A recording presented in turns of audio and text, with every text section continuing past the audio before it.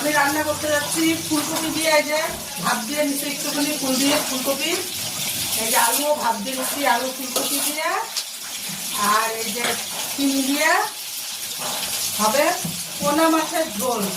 Corsa মাছ এই যে ভাজা হয়েছে, অনেকগুলো ভাজা হয়েছে, আর এই যে একটা ভাজা করবো, এটা দিয়ে পাতলা ঝোল করবো আদা বাটা জিরা বাটা দিয়ে।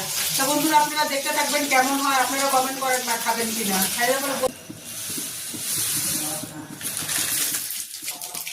তুমি বলে দাও না, আমি বলতে বলতে মুখ ব্যথায় না, আমি পান খাই আছি, তুমি বলে দাও। আমি পান খাই আসা, তুমি বলে দাও। এত পান খেলে হবে? এখন দেবো আলু, আলু ভাজা দিলাম না বন্ধুরা, আমার সুগার আছে, একটু বয়স বন্ধুরা। এই যে কাঁচা সিম আছে, ভাজা নিয়ে নেয় আজকে, নাকি গাছের একদম কচি সিম গইলে যায়। তা মশলাটা কষানি হইলে একবার সিম দিয়ে একবার কষাই নিয়ে তারপরে ঝোল দিব মাছে। এখন আমি মশলায় দিব আদা বাটা জিরা বাটা লঙ্কা বাটা।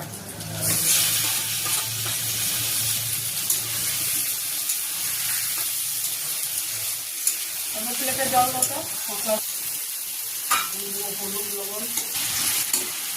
বন্ধুরা এখন দিব হলুদ,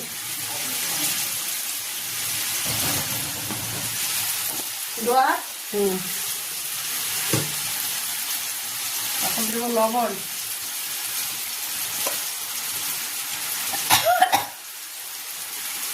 বন্ধুরা আমি এখন গুয়াহাটির এটা রান্না করতেছি বোনের বাড়িতে। এটা ভিডিওতে পাবেন আমার বোনের বাড়ি গুয়াহাটির রান্না। গুয়াহাটির রান্না না, মানে রান্না আমি করতেছি গুয়াহাটির ভিডিও। একটু একটু ভুল হয়ে যায় কথা বলতে, মুখে পান তো। বন্ধুরা এই যে মশলা মতো তেল ছেড়ে দিচ্ছে, এখন একবার এই যে চিনি দিয়ে কথা বলবো।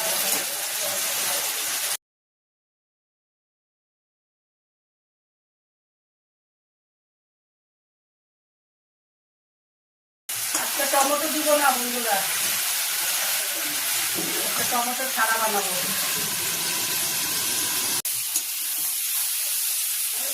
কথা নিয়ে গেছে, মশলা ধোয়া জলটা দিয়ে দেবো।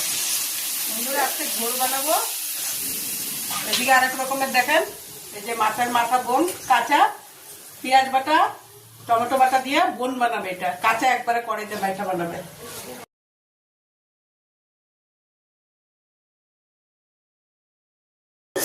এই যে বন্ধুরা কুরসা মাছ।